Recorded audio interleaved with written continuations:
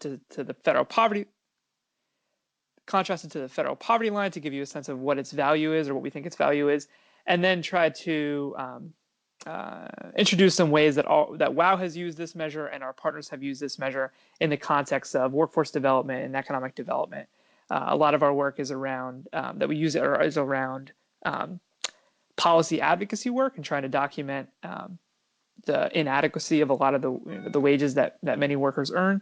But we feel like there are a lot of very concrete uses as well in, as Lauren mentioned, assessment strategies, recruiting people to job training programs, documenting why it's worthwhile to invest in education and job training. So again, we'll conclude with that, and then I'll pass it back to Lauren.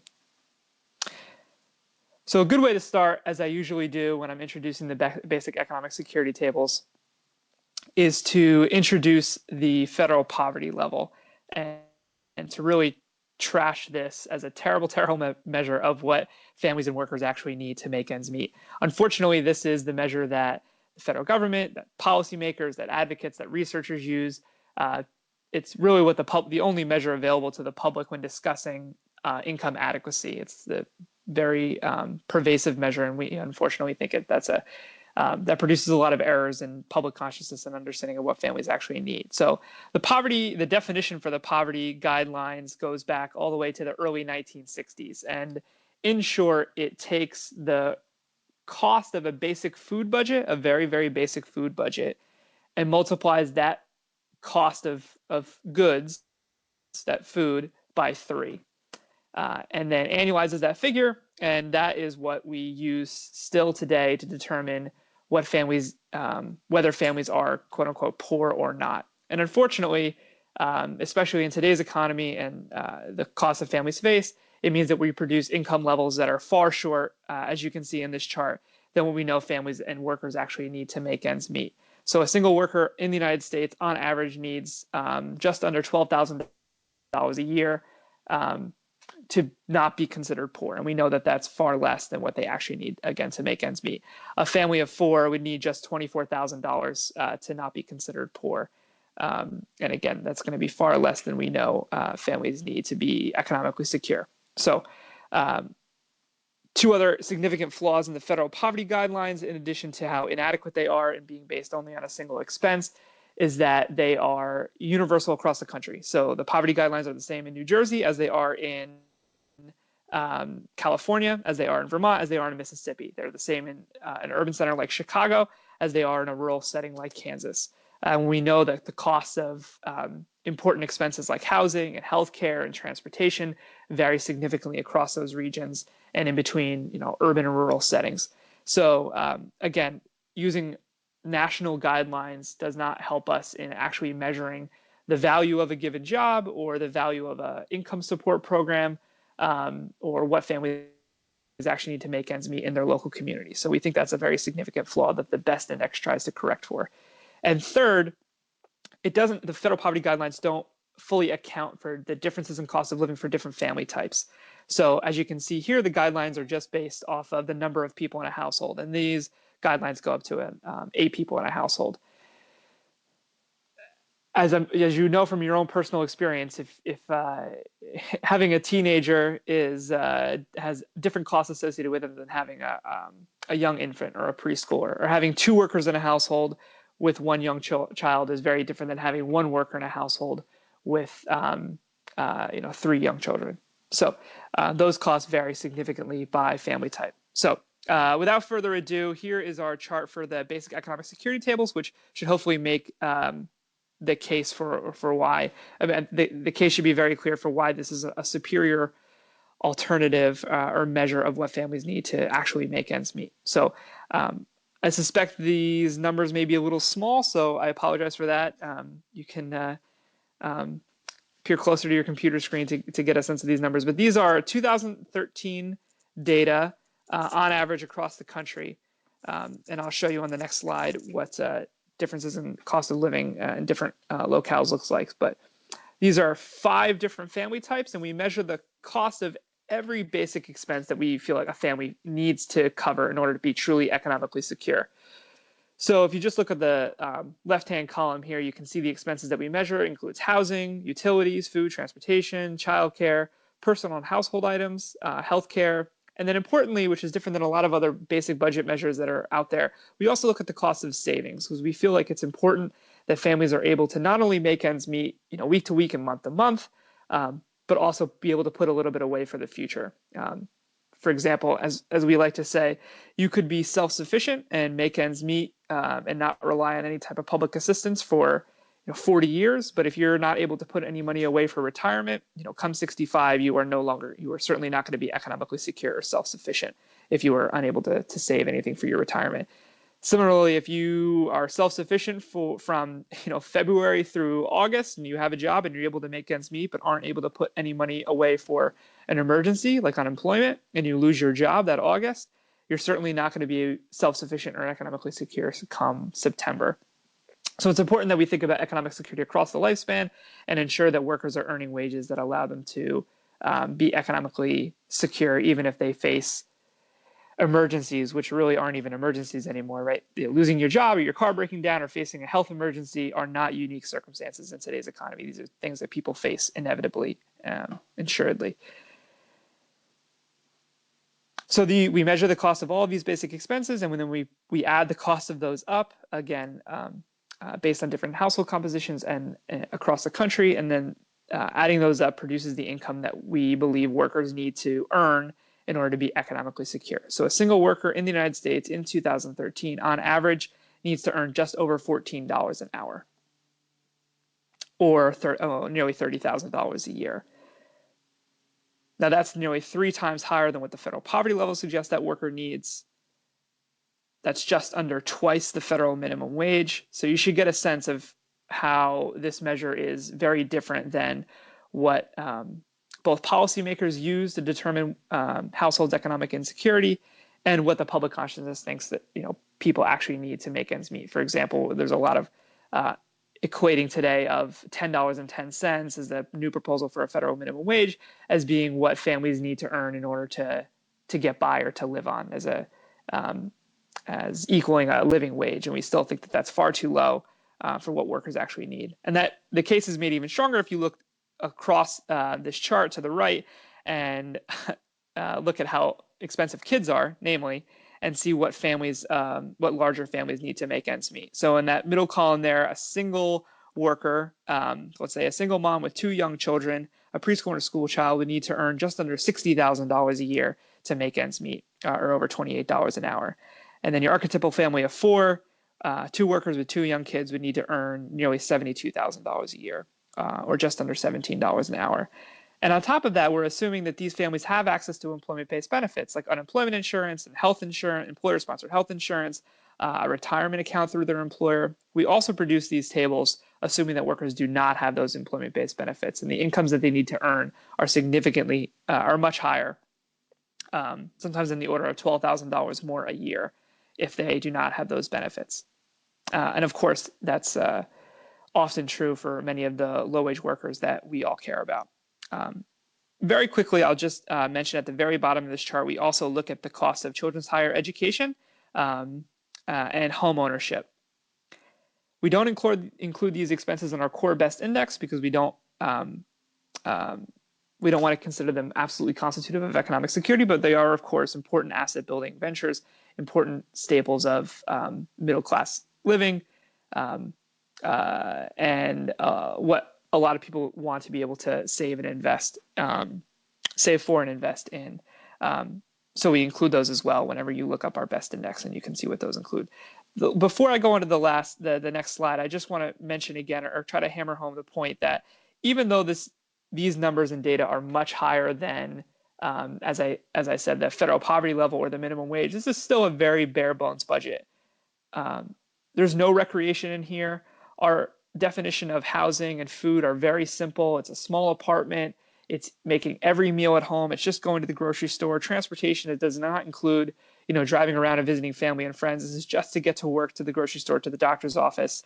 Health insurance or healthcare costs are very minimal. This is a bare bones budget. And even then, this is just basic economic security. And even then, these workers still need to earn what many would consider very middle class incomes, right? These are not incomes that are readily available to the most of the people in the labor market. So as I promised, here is a look at the best index in different locales across the country. So I included 4 of the sites represented in our own project. We have LA and Chicago representing 2 relatively high cost areas. And I'm going to mess this up.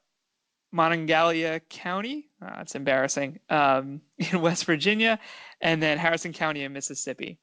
So Morgantown, West Virginia, and Biloxi, Mississippi, where 2 of our partners are located. So in Chicago, as you can see, we're looking here as a household of 4, 2 parents with 2 young kids, assuming that these workers do not have access, as I mentioned, to employment-based benefits.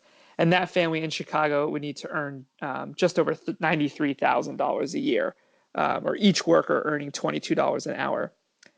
In LA, the costs are somewhat similar, maybe a little bit lower, just under $87,000 a year, or over $20 an hour for each worker. In West Virginia and Mississippi, costs are much lower, but still pretty decent incomes for the households we're considering. So $73,000 and $77,000 a year, or $17 or $18 an hour for each worker. So again, the poverty guidelines would say that these workers in households' incomes are measured against the same guideline across the whole country. But as we can see, the cost of living, at least according to our measure, can vary by almost $20,000 a year, which is, of course, very significant. So what is this? So to put a point on it, right? If we actually measure households' incomes, if we compare all Americans' households' incomes to our measures of what they actually need, the rate of economic insecurity in the country would be nearly half. It would be 45%. 45% of all Americans lack basic economic security as we define it. And you can contrast that with the 15% of Americans who are considered poor by the Census Bureau. A majority of all children in the U.S., as we measure it, live in 2011 in a household that lacks basic economic security. 22% of children are considered poor by the Census Bureau. So these, our economic security rate is 3 times higher than the poverty rate, and should give you a sense of how much more widespread economic insecurity is. And as I mentioned in the beginning, we use this for a lot of policy advocacy work to try to demonstrate to lawmakers that the poverty measure really undercounts the number and proportion of Americans who lack the incomes they need to truly take care of themselves and their families. And that economic insecurity in this country is much more widespread and much deeper than we actually understand. To make that point even stronger, 45%, as I mentioned, of all Americans lack basic economic security, but the situation is much worse for women, for people of color, and especially for single mothers of color.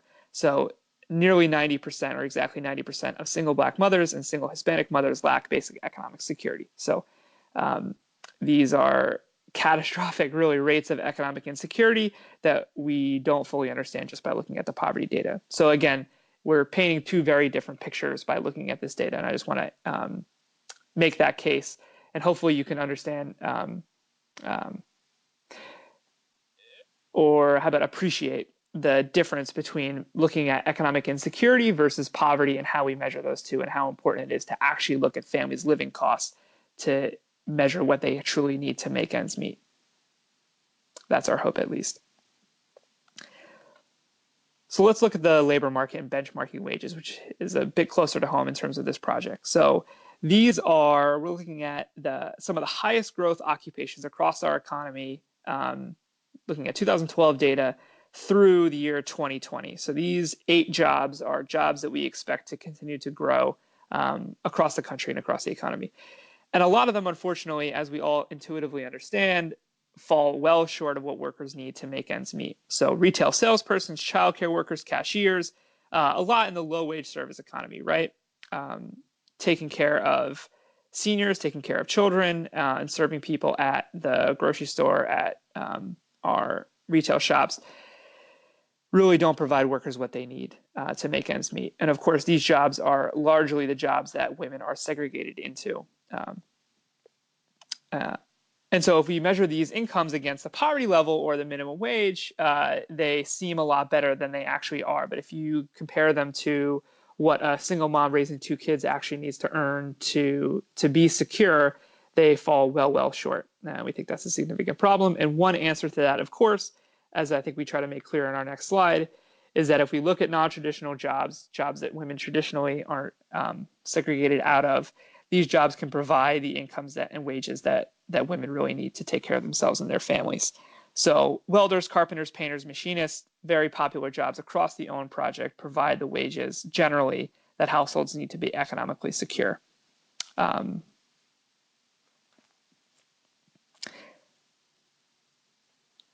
So hopefully in thinking about this, you've already kind of recognized where in your assessment and recruitment process this could be valuable in making the case that investing in education and training that would allow someone to enter an apprenticeship program or become a machinist or a welder would provide the wages that their families truly need to make ends meet. And you could pull down the data for your unique locale, your county, and for your potential trainees' exact family type, and be able to make the case to her that these jobs and these wages are what their families need to make ends meet, as opposed to, again, becoming a CNA or a retail worker or a waitress, and that those wages generally are going to fall well short of what they need to make ends meet. So for individual assessment, it's sitting down and doing a budgeting practice, or pulling up using our online calculator, which I'll introduce in a second, demonstrating to your potential trainee or prospective trainee that these wages are what they need to make ends meet. You could also use this to determine eligibility for your training program. So you could look at your locale and say your county or your city and say, in Morgantown, West Virginia, an individual worker needs $17 an hour to make ends meet. And if we have potential trainees coming through our door that are already making say $15 an hour, we know that they could be doing better. If you used the poverty level or some percentage or percentile of the poverty level to determine eligibility, you may be weeding out people who are still struggling to make ends meet. And that case is made even stronger, of course, if you consider a high cost of living area.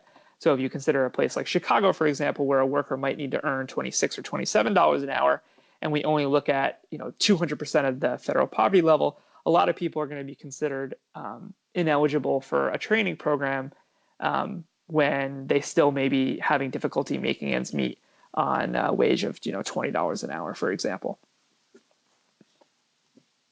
As I mentioned, you can do this as a measure of job quality for individual assessment practices, but also across for your program itself when you're thinking about what you could be training workers for, making sure that the jobs that they are being prepared for are actually jobs that will return economic security to their households. You can benchmark client progress. Again, instead of measuring client progress against percentages of the federal poverty level, which are sometimes very abstract and esoteric, and people don't really understand what 150% or 250% of the federal poverty level means. If you are 60 to 80% of the way towards economic security as defined by the BEST, that can be somewhat more concrete.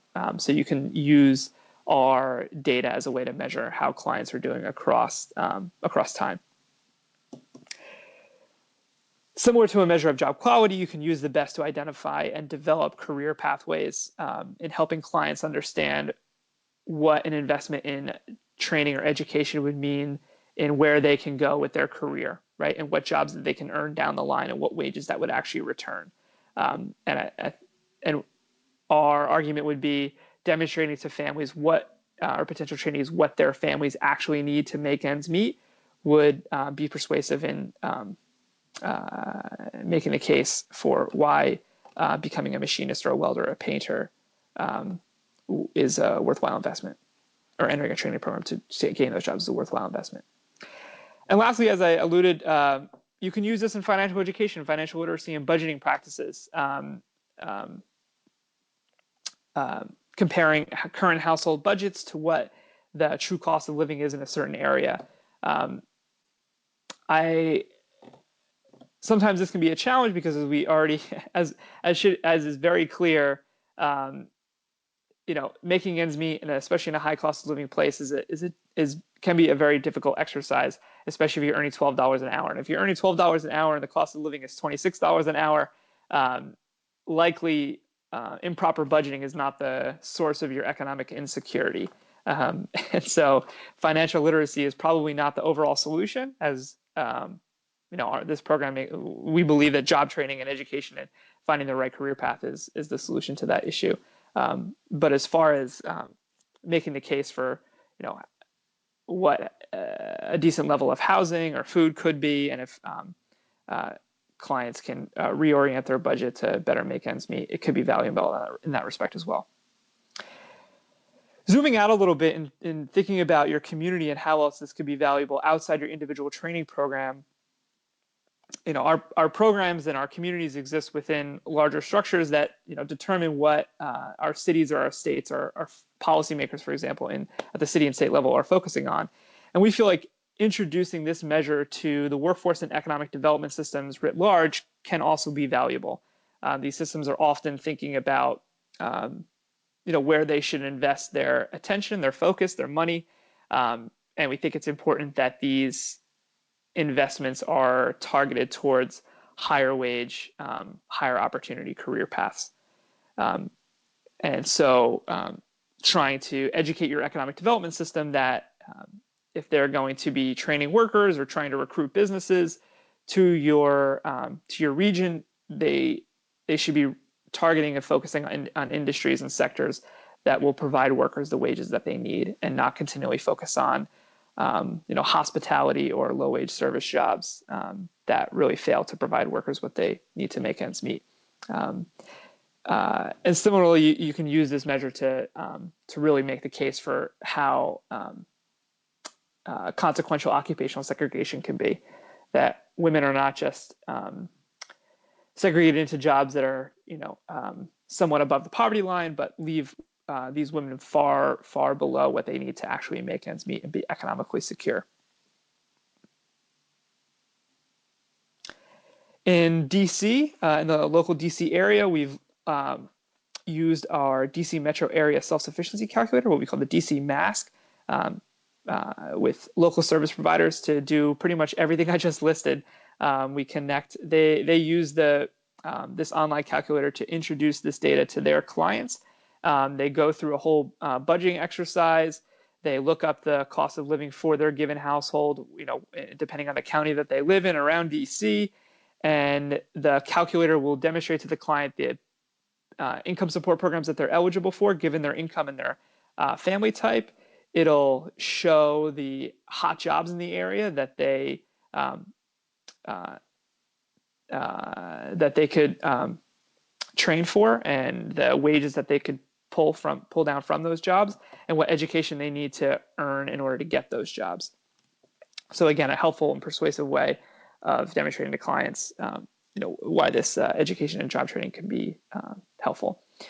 We also have a career literacy curriculum called Connections to Careers that helps make that case as well, and walks clients. It's as I mentioned, a career literacy curriculum, so it's helping people think about how to develop a career pathway, and think about the education that they need to earn, and includes interviewing tips, et cetera. But it begins with our basic economic security tables, and helps and introduces the clients the wages that they really need to take care of themselves and their families, and introduces the jobs that they would need to get in order to pull down those wages.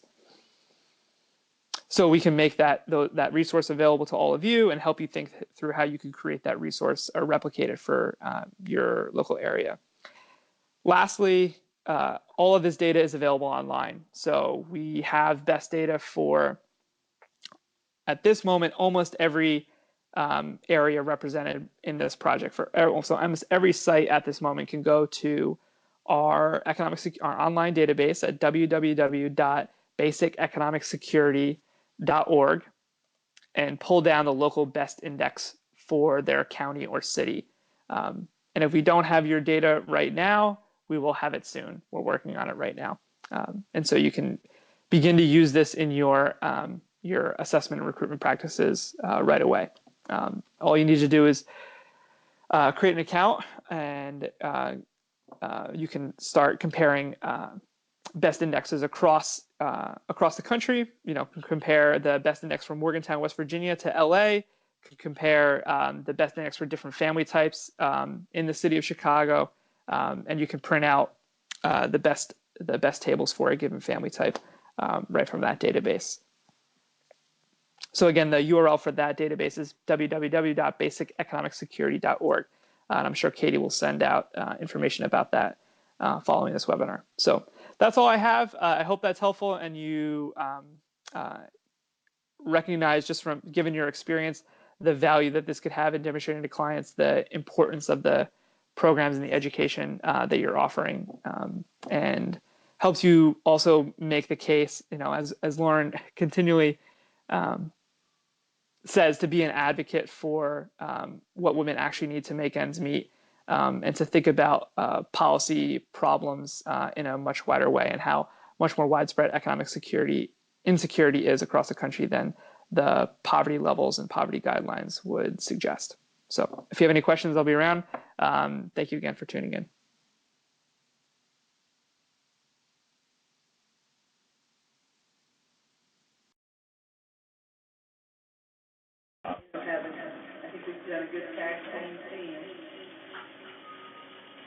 What?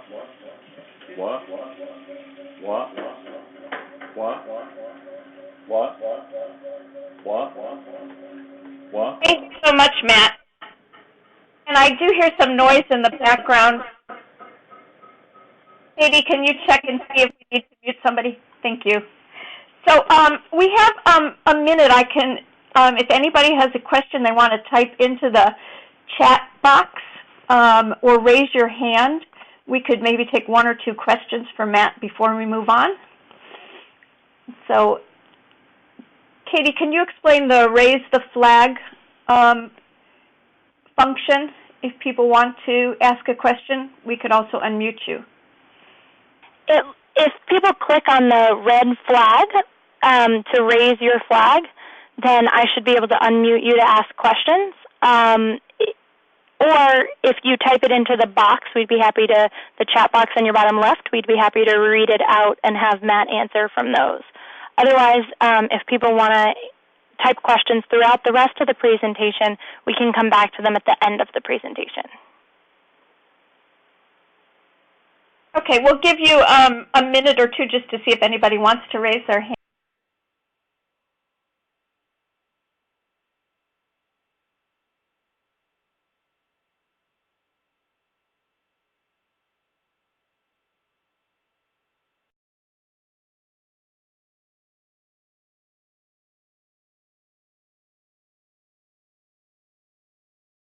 Okay, while you're thinking of questions for Matt, and remember we'll be able to take some of those questions at the end as well, I wanted you to ponder a couple of other questions that we think are important when you want to add a gender lens to your assessment practices. So if you can take a minute to think about 3 stereotypically female skills that might be transferable to a job in the construction industry. Just take a minute. If you want to share your answers, that'd be great. If not, you can just write down some answers for yourself and we could talk about them later. And then also we'd like you to consider what are 3 stereotypically female-dominated jobs that can pose some of the same challenges to maintaining and balancing work and family needs that jobs in high-wage, high-skill industries such as manufacturing, construction, and transportation might pose. And then finally, can you think about 3 issues that might be more prevalent as case management needs that women might bring to the program than men might? So I know that many of the folks represented on this call and many of our programs are already quite expert in bringing women into their programs and understand how to do that all the way from outreach and recruitment through to retention. But we all probably partner with a range of programs external to ours in the workforce system or the human services system or with the community colleges that may not have thought as deeply as you have about what it means to add a gender lens. So as we go through this, I want you not only to be thinking about how you may apply these, but also about how it may how some of these lessons may apply to some of your partners out in the field. And these can be the feeder agencies that you work with, the one-stop centers, the workforce development system as a whole, community college counselors, or even the industry partners as well. We encourage you to think specifically about that as you help them develop better assessment practices. So let's think about this from the beginning. So when does assessment start? So one of the things I've noticed in delivering the technical assistance and working with partners across the country over the last 4 years is that outreach, recruitment, information sharing are all part of, and assessment are all part of the same day experience that a student, a potential applicant might get. We really encourage a much more comprehensive application process that allows for multiple points for applicants to become aware of the program and the occupations, to get educated about what the requirements of the jobs are, the requirements of your program, what makes a good candidate, have an opportunity for them to sign up for further assessment, also have an opportunity to identify if they're eligible candidates, and then finally to begin the testing and assessment process through either interviews or written tests or physical tests. So obviously that can't necessarily be done if you just send out a flyer, ask people to come to an information session, and then immediately conduct the test and the interview process. So we really encourage you to think about extending a sequence of opportunities. It also gives you a good chance to see how committed people are, if they can follow directions, if they show up on time for this multi-stage intake process. So who should be involved in assessment? Well, certainly your intake staff, along with case management staff, former students, trainers, and even industry partners. We all think those that group can bring you the best perspective on who can be successful in your program and go on to be a competitive candidate for employers or apprenticeship programs. So, and there's lots of reasons to involve industry. I'm going to talk about that a little bit later. So when conducting assessment with the gender lens, what does that really mean? Well, it means we're looking at the practices that don't contribute to having a disparate impact on women's entry. And let me give you an example of what we know has had a disparate impact. For example, many of the apprenticeship programs used to have an upper age limit. So that age limit could have been as low as 23 years old to sometimes 30. That immediately excluded a number of people who couldn't even begin to apply for the program. Sometimes requiring previous experience in the field can have a disparate impact on women who may not have ever had a chance to do something related to the field you're training for. That may also mean they have very limited knowledge, and you may look for that as a way to measure somebody who's a good fit for the program. A physical test might be designed in a way that would exclude somebody, again, who's never had the opportunity to experience perhaps lifting cans of paint or climbing a ladder or walking a balance beam to demonstrate their capacity to do that. So you want to think about, if you are going to use those, how do you use them in a way not to exclude somebody, but to identify if they have the potential for expandable skills in that area. Even tests themselves can have a disparate impact on women's participation, especially if you're looking at populations that have graduated from school, from high school or colleges quite a while ago, and that's often the case with female applicants who tend to begin pursuing careers in non-traditional fields after they may have already burnt out on a traditionally female job or had a change in their family circumstances, all which mean they may enter your training program at a higher age than most of the male applicants. So having no previous experience means you may not know or use the language of the industry. A woman may doubt that she's actually able to do this job, or an assessor may doubt that a woman can do the job and bring that to the evaluation and assessment experience. So what I want to talk a little bit more in depth about is how do you retrieve information, how do you look for inclusion versus exclusion, and how assessment also sets the stage for conducting good case management practices to support somebody to be successful, not in just the vocational and work readiness components, but in preparing their life to be able to move into a non-traditional field. So assessment works for not just the program to identify whether the candidate is a good fit, but it also works to help the client identify if they're a good fit for the program. So do they understand the nature of the work? Are they able to overcome the myths?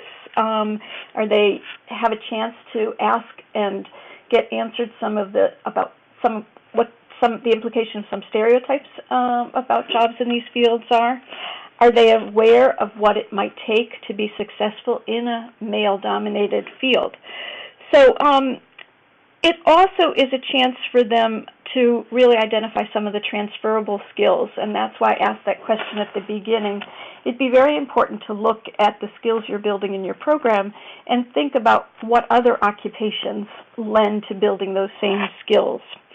The assessment is also a chance for the client to demonstrate that they can follow directions, that they can show up on time, that they have really shown an interest in your program. And I think sometimes, especially for people who have limited background, if they can demonstrate real enthusiasm and commitment to building their skill set through your program, that could have as much value as somebody who comes already a really good fit for the program. The assessment process can also be a chance for people to really get a chance to do some hands-on work and to think, is this going to work for me? Is it not? Am I cut out for this? By really being exposed to some of the actual skill sets and activities of the field. So obviously, assessment is a chance for staff to decide if this is a good candidate for your program. It's important that as that assessment takes place, that you raise questions about the client candidate's fit without being judgmental. And let me give you an example. When I was interviewed for my job as an elevator constructor, and I'm going way back here, but many of these attitudes are still prevalent, I always considered that I had a disinterview because the supervisor of my company, instead of asking me why I thought I could be a good fit for this industry, just kept telling me that, this industry is very dangerous. Are you sure you want to do this? You don't really want to do this. This doesn't seem like a job for a young lady like you. It's very dirty. It's all sorts of weather conditions.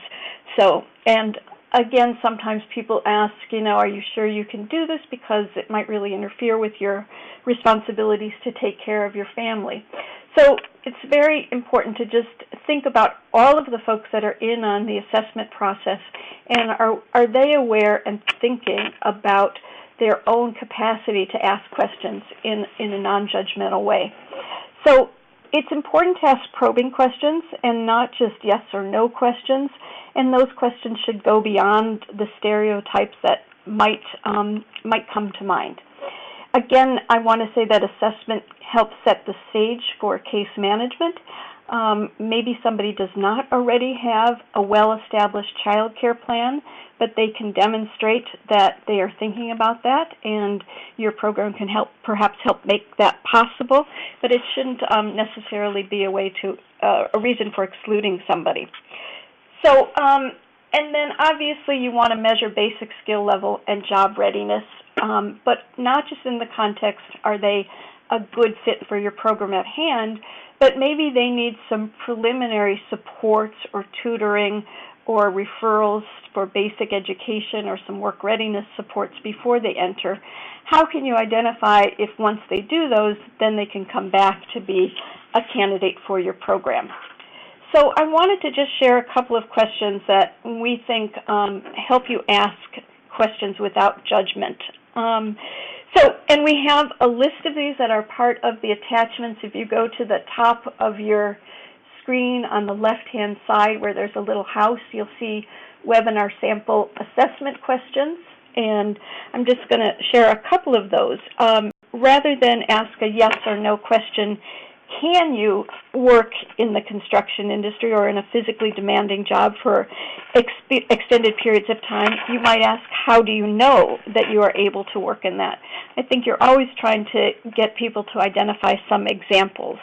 What do you do when you have repairs that are needed around the house? Can uncover lots of hidden talents that women are already utilizing. Another good way to test for fit is, do people like to solve puzzles, do technical problems? And again, not just do you like it, but can you give me an example of that? In trying to assess whether somebody would be a good fit for still being a pioneer in an industry that's male-dominated, you might ask if they can give an example of a challenge you overcame. And another way to see if they can really see themselves in this is to ask, what do you expect your day to be like as a tradeswoman or a machinist or a sheet metal riveter? So these are just a sample, and I'll let you download these, and we'll send them, of course, with the PowerPoint presentation as well. I want to go on to the next slide, so Kate, if you can take me back to the slides. Thank you. So in addition, it's really important to remember that words are very powerful, and I skipped this over, but I said use probing questions, minimize yes or no questions, ask about previous experience. So I think I've gone over all this. Let me skip back to what you want to find out. So does the applicant understand the nature of the work and the working conditions? Does the student have the physical capacity or the ability to gain such? So you may not find somebody that can immediately do or pass your physical assessment test, but can you assess that they have the capacity to build that skill during your program? So again, we've talked a lot about transferable skills. I'm going to skip on. What's critical is, do people have a good attitude, especially about working in a male-dominated work environment, and have they demonstrated that good attitude and enthusiasm through your program by coming to the various assessment points? And finally, I want to stress that you should always consider how some of their strong suits might balance out the weaker areas.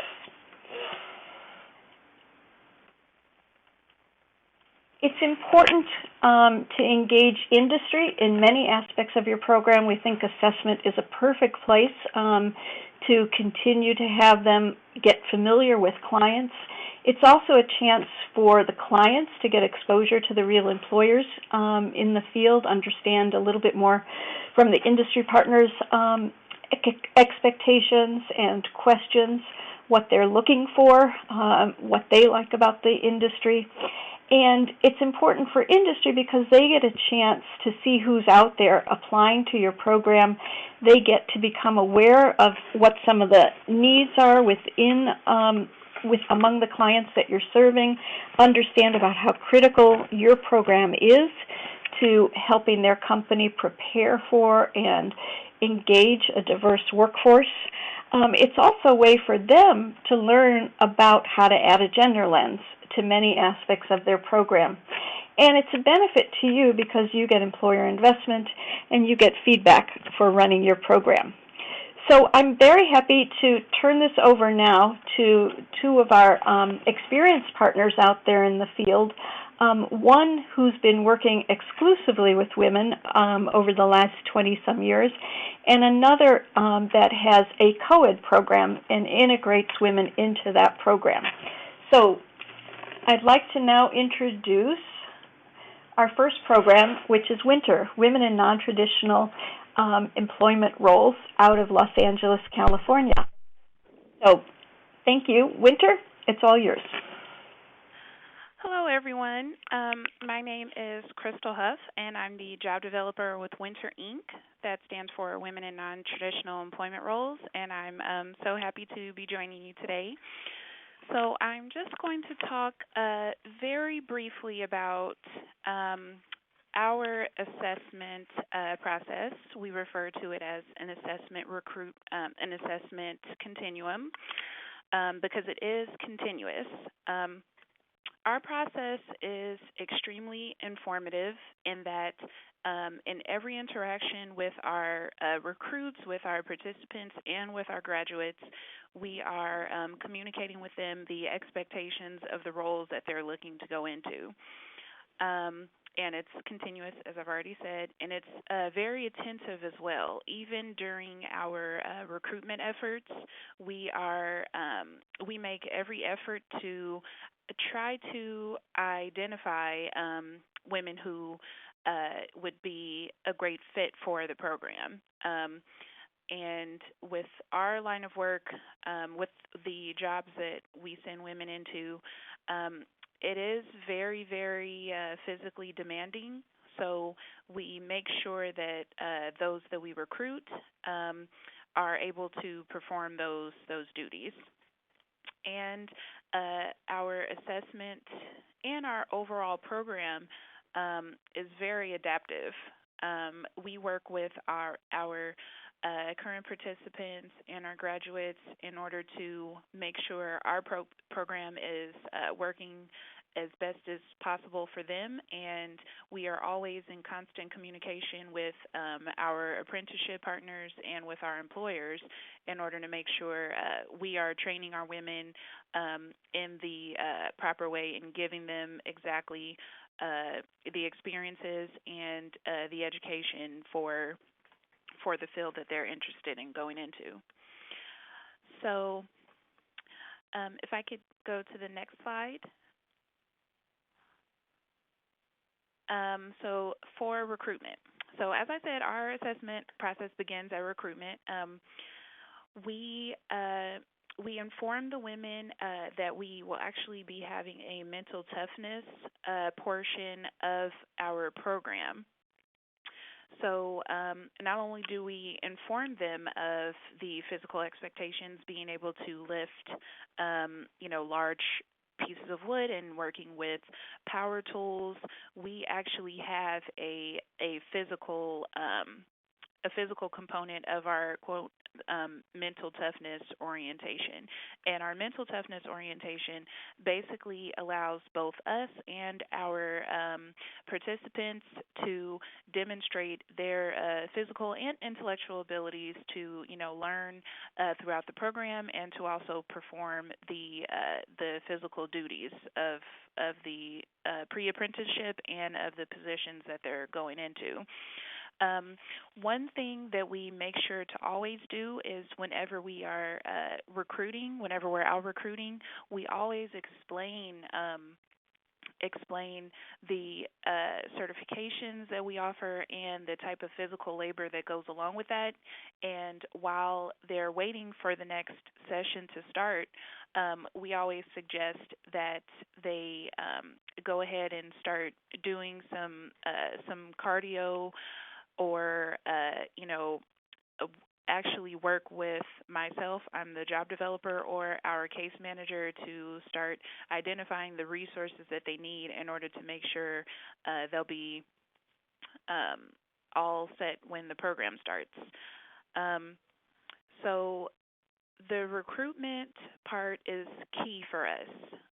We really, really, really make sure that the people that we recruit are 100% aware of the entire aspect of the program, what they can expect from us and what we expect from them, and most importantly, how we support them in getting there.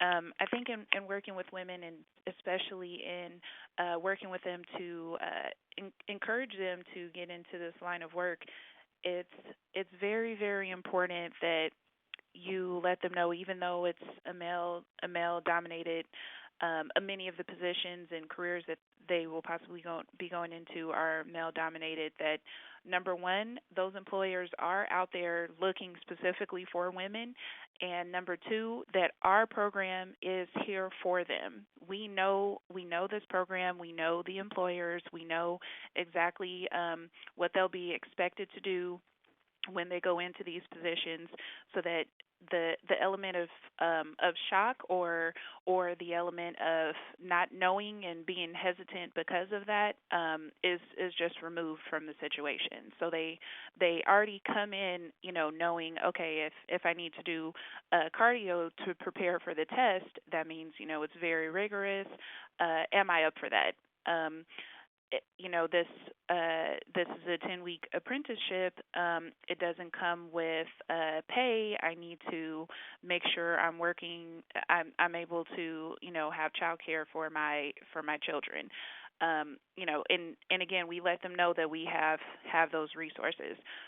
So assessment is essentially it starts really at recruitment. We are letting them know what the expectations of the program are, and we assess their commitment to that. May I have the next slide, please? All righty.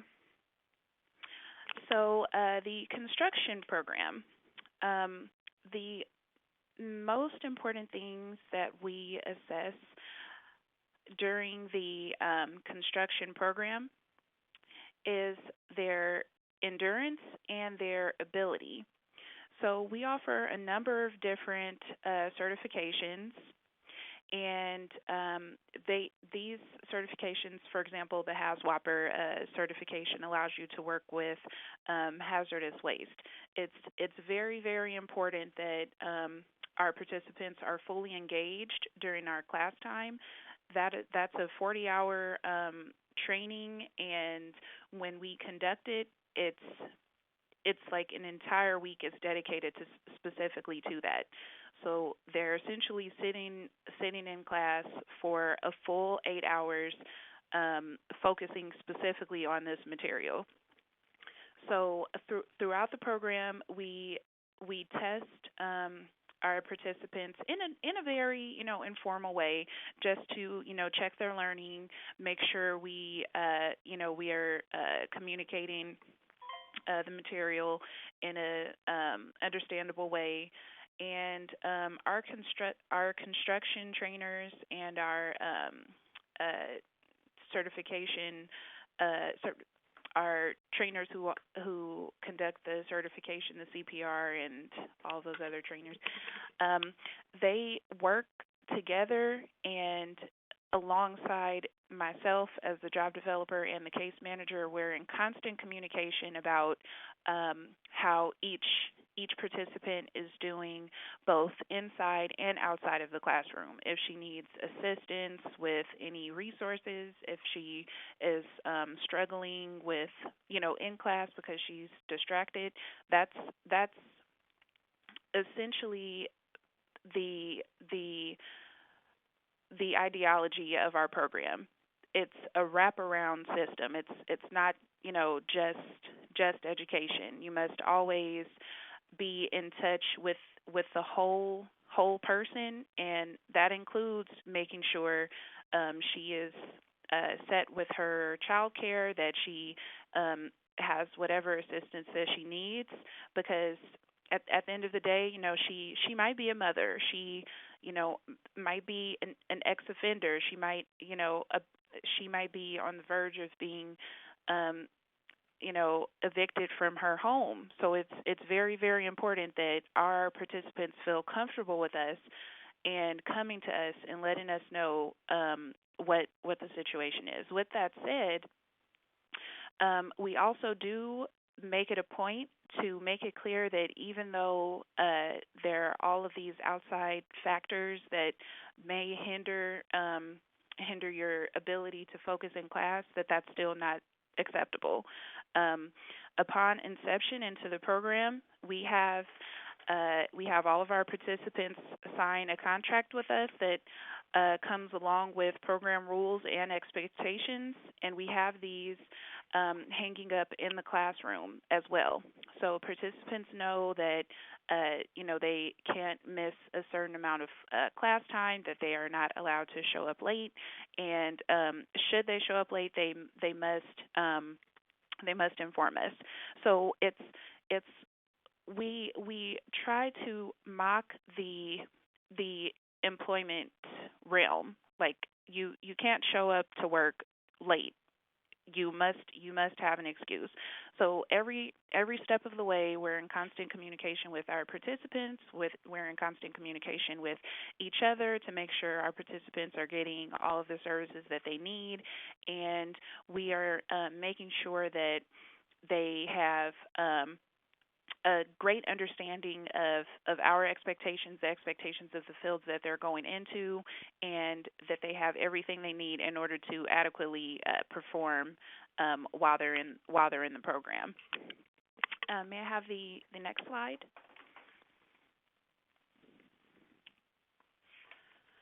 So, upon graduation, one thing that I should mention, I may have mentioned already, is that our participants, so our 10-week training is, we do not accept participants on a rolling basis for one course. We try to make sure they sit through the entire 10-week training. With that said, we recruit a lot of women, during the midpoint of our program, and what we end up doing is starting to work with them beforehand. If they need job placement beforehand, I work with them individually in order to identify positions that will not conflict with the actual construction program, but will assist them in their economic requirements. So upon graduation, the primary assessment factors that we measure are placement and graduation. So at graduation, they receive all of their certifications, and the most important thing, which is the reason why they come to our program in the first place, is to get the job. So a lot of our women, come in a little timid about the positions that these certifications lead to. They don't know much about it. There's a lot of hesitancy and questioning. Is this something that I can really do? So one way that we prepare them for that is through our Job Readiness Week. We work with them. A lot of the women that we work with are ex-offenders. Some of them, are still on parole and are very, high risk. So during our Job Readiness Week, what we do is work with them on their cover letters, resumes, do mock interviews, and throughout the last 2 or 3 weeks of the program, we actually have employers come in. And this is really, I think, what makes our program extremely successful is that we make those connections with the employers for our women, and to have the employer come in after they've already applied for the position. We have a mini informational session with our participants, and tell them, more details about the position, more details about the organization, and their expectations. And then we have the employer actually come out and meet with them. This is a wonderful, wonderful practice for organizations similar to ours to adapt, because it takes away the nervousness of any interview. We all get nervous during an interview, but if you're there with your case manager, your job developer, who has been working with you, for 10 weeks, and they know you well, and you've already applied to this position, and that this employer is here because they want to hire you, the way that you communicate with them is just going to be different. You're going to be much more confident in your abilities. You'll be able to get their email and follow up with them. So that's really how we do our assessment throughout the entire program. It's constantly adapting for our participants' needs. We're always informing them of the expectations. They're always informing us of their expectations of us. It's just very, very open communication and just making sure that at every step of the way we are doing what we need to do in order to make sure that when they come in the classroom and when they leave the program that they have everything that they need from us in order to be successful. So at this point, that concludes my presentation. If you all have any questions, I can open up to questions. Please take note of our website that's located at the bottom of this slide, and I'm available for any questions. Thank you. Thank you, Crystal. That was such an informative presentation, and it's so perfect to be able to demonstrate the sequencing of, or as you say, the continuum of assessment throughout the program. I think you have a really excellent model for that, and it does so much to build the confidence of your candidates. You've also identified the importance of a team approach within your program staff, but also how you engage industry to be part of that team. So thank you very much, and I know we will take questions at the end of this. We'll hope to have some time, and then people can contact you individually. So I'm going to introduce now Rashida Carter, from Goodwill of Northern Georgia. And Goodwill has run training programs for both men and women to introduce them to the trades and prepare for the trades, as well as for transportation, warehouse, and logistics. And Rashida is the Metro Regional Program Manager. So thank you, Rashida, for joining us today, and it's all yours. Okay, hello everyone. Can everyone hear me? Sounds good. You sound good. A little echo. Is this better? No, it's still echoing.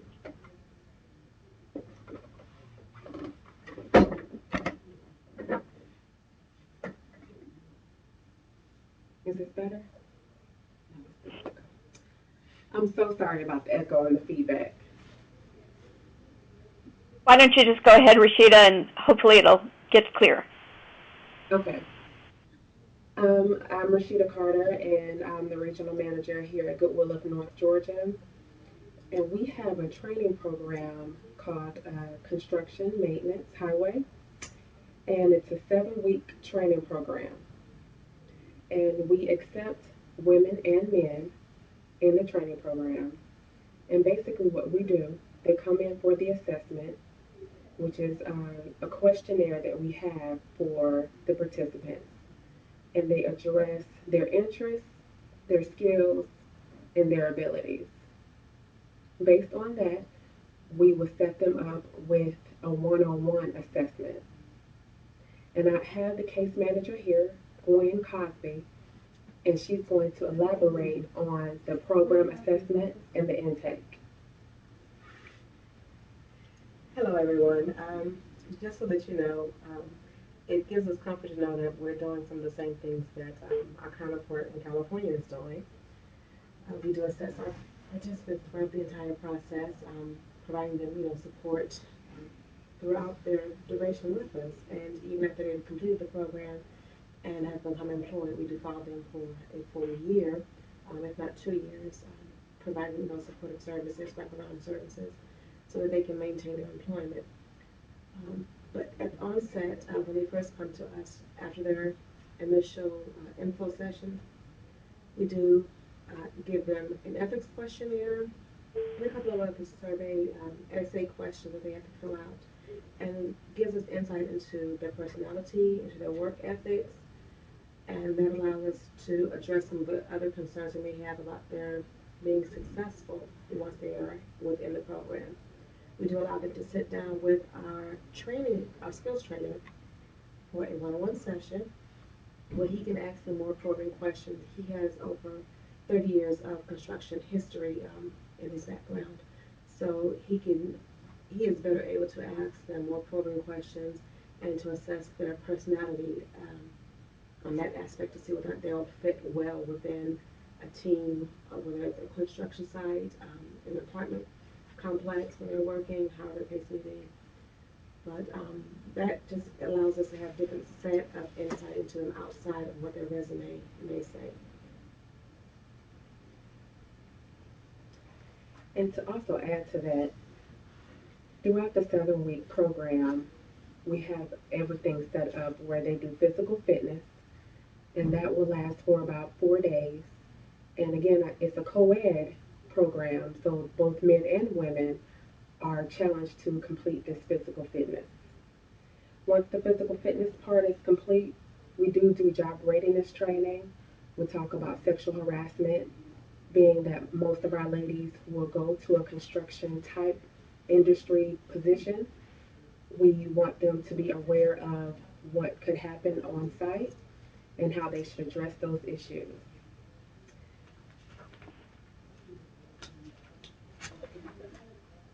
After the physical fitness, we also provide them CPR and first aid. And then they spend about a week or two in shop. We have a workshop here at our location, and our highway construction trainer works with our ladies on basic home improvement. So they can learn basic plumbing, basic electric, and basic carpentry. They will know how to install tile, toilets, and what type of cleaning products to use for the tile. We also provide them OSHA 10, and they have to complete that before they can continue on. And as a special bonus, we will provide them with CDL, and that's at the very last. For 2 weeks, the ladies will do an on-the-job training, and it's usually with the Georgia Department of Transportation. At the 7 weeks, if they've completed everything successfully, then they will meet with the employment specialist who will work with them on their resume, their interviewing skills, lingo that is appropriate for the industry that they're getting ready to go into.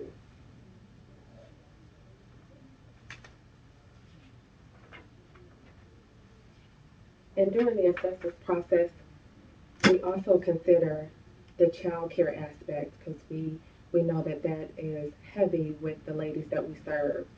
So we always talk to them about construction industry and that it might start early in the morning and may not end until late at night. And they have to be able to have child care in order to be a part of this industry.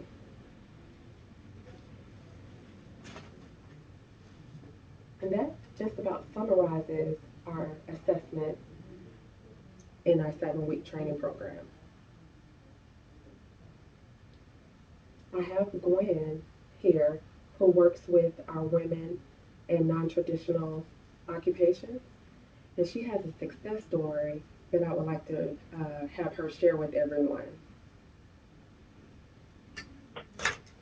Good afternoon, everyone.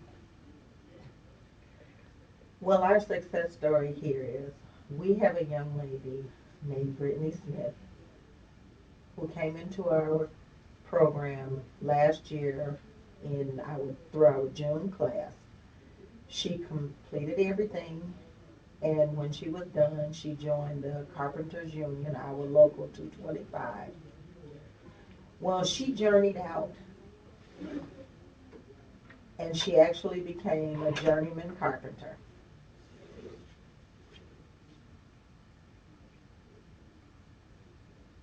And her salary now is probably close to about $24 an hour.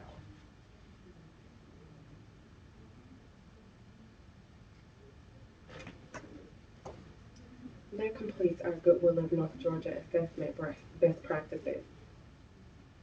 Do we have any questions? Thank you, Rashida and team. We appreciate that overview of how you weave assessment throughout the course of the program, and it's great to hear your success story. I wonder if you could describe to us what you knew about that woman when you accepted her into the program that made you feel confident she could go all the way and become a journeywoman. Yes, hold on, we'll share that with you.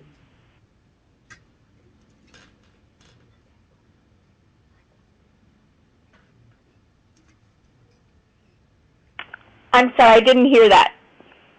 Okay, I'm sorry. The 1-2 process is the recruitment period. They come through information sessions. This particular woman possibly had experience, previous experience, Hmm. and we are all new staff today. The staff that brought her through the 1-2 program are no longer here. So we don't have that background information on her, but we Hmm. definitely know that she had to have done a pre apprenticeship program in order for her to enter into our apprenticeship program. Okay, well, thank you for sharing. And well, I think because we have about 15 minutes left, I'm going to turn it over to um, feedback, comments, ideas, and questions that some of our colleagues and experts in other programs might want to offer. So this is an opportunity that you can raise your hand if you have a question. We'd welcome if people have some ideas that they'd like to contribute that has really worked to make your assessment process successful in your area.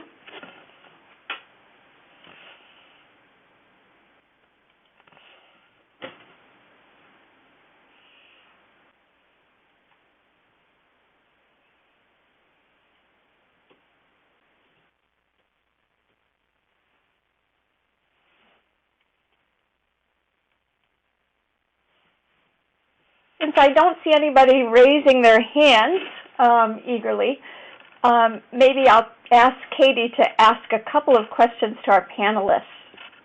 Absolutely.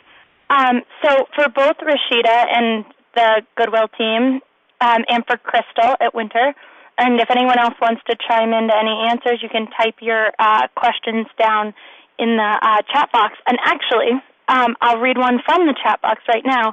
How specifically do the different programs set up child care support, which kind of goes along with one of my other questions about how you uncover some of the unique challenges that women may be facing. So, Crystal, I see that you responded that you addressed that during your entry interview. Are there any, and I'm going to unmute you in just 1 second, are there any other ways, Crystal, that you uncover these unique challenges that women may be facing that may not be immediately obvious? Okay. Crystal, I think you're unmuted now. Yes, thank you. So the answer that I just typed in was actually in regards to the effective communication and leadership question, but I can speak to the child care support. So we get a lot of those questions when we're recruiting, because these are mothers, these are single women who are taking care of themselves.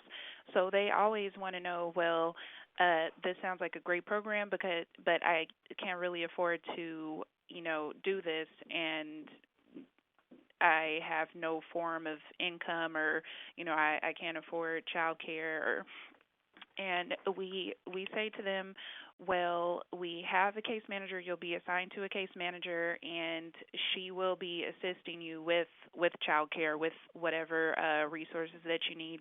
So we always have a very, very open and honest conversation. Actually, during our recruitment, women really open up very, very quickly to us. I think it's the way that we just communicate when we're out in the field, and they're also much more comfortable because we are women, and Mm-hmm. they see the name tag, they see women in the name of the And is there organization. is there anything in your assessment process that you do to uncover anything that women may not be as quick to share with you? Yes, so we have a very, very lengthy application that asks, ask them to tell us about themselves. It's specifically one of the questions is, why are you interested in our Wintergreen Careers for Women training? It asks, if are give me an example of any of the physical activity or physical jobs you may have performed in the past, what resources you may need, and a lot of times people are a little hesitant about um, saying, well, I have a felony or I have this situation. So what we just go ahead and do is say, we have resources for a number of things that you might be that might potentially prevent you from doing this program. We do work with ex-offenders, with women on probation. We have child care services. We just communicate to them what services we have, and most times they tell us in conversation. That's why we always have that interview. So we recruit, and then in order for them to be enrolled into the program, they have to attend a mandatory information session. After they decide to come into the program, then we meet with them individually, either myself or the case manager. So they fill out the paperwork at the information session, and we review it before they come in. And we always have a deeper discussion that really uncovers everything that we need to be aware of in order for them to um, be ready for the program. Does that answer your question? Absolutely, thank you. Um, Goodwill and Rashida, are there any specific assessment techniques that you're able to use to uncover unique challenges? We are similar with Crystal. We have a very in-depth intake packet.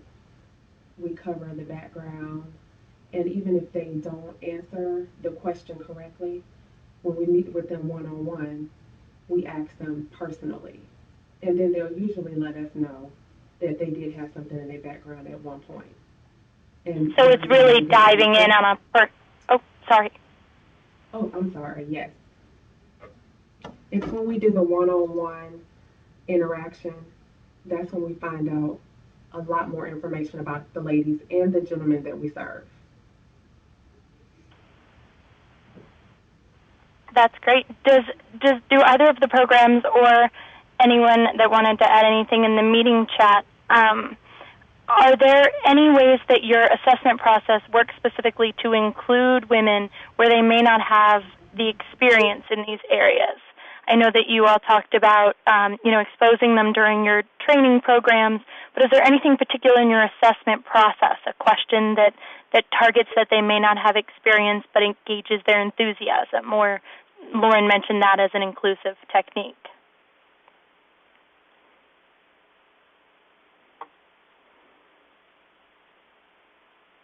I can answer that. Um, we let them know during recruitment that yes, a lot of women see our flyers, and they give us a call and they say, oh, well, aren't these men's jobs, and things like that. I really don't have experience in that, and we tell them that's what we're here for, to introduce you to these programs. Our instructor works is very well with finding one-on-one time for each of our students, during every class session, and we just do our best to connect them with our graduates. We have pictures of other graduates that have gone through the program. They just need to be able to identify themselves in those roles, and we make it easier to do so in telling them that, number one, this is a program that's only serving women. And we've been able to keep our doors open because there are hundreds of women like you that are interested in this program that have done it before and are successful in going on and, entering into those trades. So I think when they come, number one, when they come to the information session, they see other women there, and they say, oh, okay, so I'm not the only one that's thinking that I want to make this career change and do this. There are lots of other women that are doing it, and I think it's just reiterating over and over again that they're able to do it. That's great. Thank you, Crystal.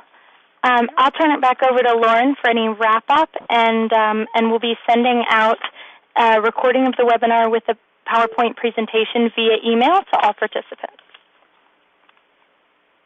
Great. Thank you, Katie. And I want to extend a thank you to our program representatives from Goodwill of Northern Georgia, Rashida Carter, and your team there.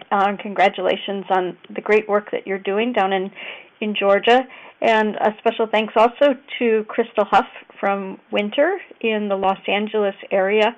I think you've all given us some great examples of what really works. And I've taken some notes about how we can build this into a brief fact sheet, a tip sheet, tools of the trade sheet that we can share with everybody. And we'd welcome, maybe we'll send out a sample questionnaire that if you have some examples from your own areas that you'd like to share that are related to assessment practices that we could feature in little pull-out boxes perhaps.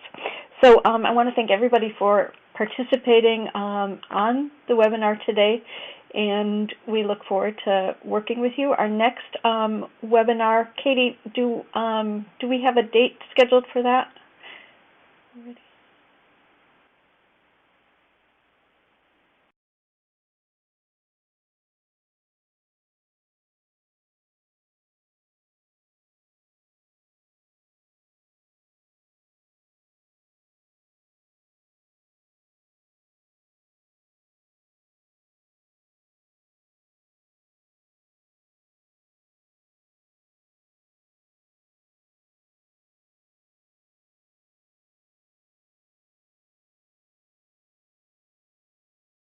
Get to network with their peers and talk specifically with folks working in role-alike positions so that case managers, instructors, job developers will all have opportunities to talk with one another throughout that, as well as continue to present and share and dialogue about best practices in adding a gender lens.